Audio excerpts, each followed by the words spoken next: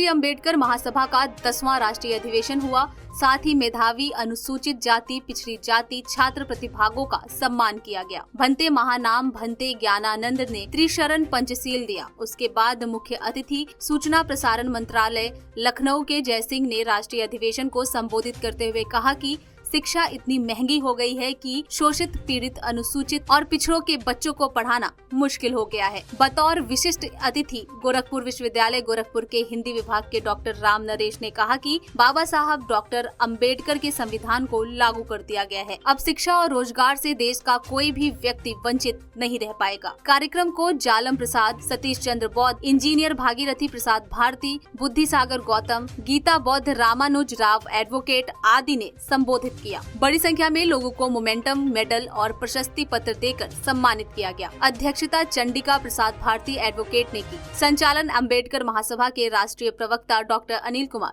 गौतम ने किया। मैं चंडिका प्रसाद भारती एडवोकेट, राष्ट्रीय अध्यक्ष राष्ट्रीय अंबेडकर महासभा का हूँ।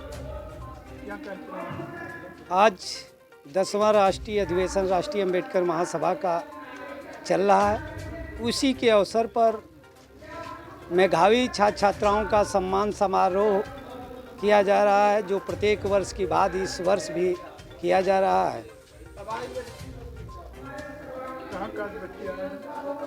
पूरे जिले से बच्चे आए हुए हैं, जो प्रतिभावान विद्यार्थी हैं, बच्चियां हैं। वह बीए पास, इंटरमीडिएट, हाई स्कूल जो पास इस साल उत्तीर्ण किए गए हैं। हर वर्ष की बात इस वर्ष भी कार्यक्रम राष्ट्रीय अंबेडकर महासभा द्वारा आयोजित है। आज देखिए, जो विषय पर तमाम हमारे विद्वान अधिवक्ता गण से लेकर प्रोफेसर, डॉक्टर, इंजीनियर इस कार्यक्रम में पधारे हुए हैं। पूरे देश में जो शिक्षा, रोजगार और आरक्षण का सवाल है, वह बहुत ही वर्तमान की जो हमारी देश की कार्यपालिका है, न्यायपालिका है और जो विधायिकी व्यवस्थाएं दी गई है, किसी न किसी तरह से इस देश के संविधान को समाप्त करने का पूरे देश में कुचक्र रचा जा रहा है।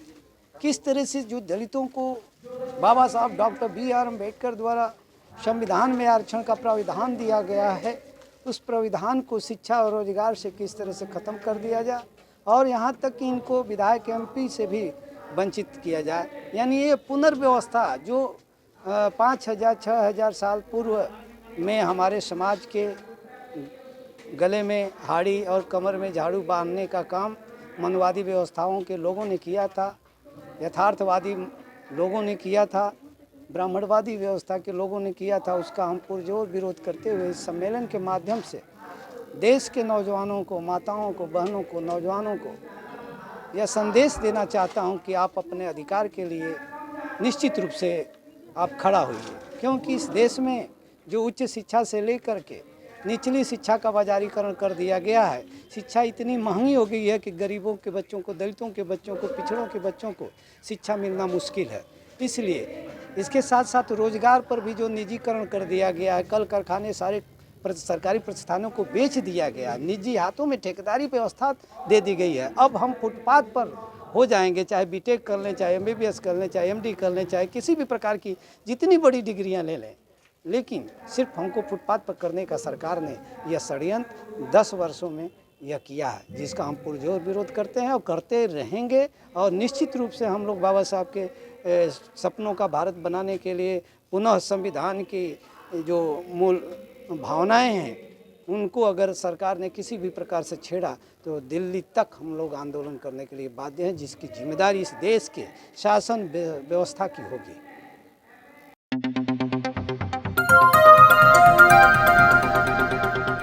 बजाओ जरा झूम के बजाओ, बजाओ बजाओ जरा झूम के बजाओ।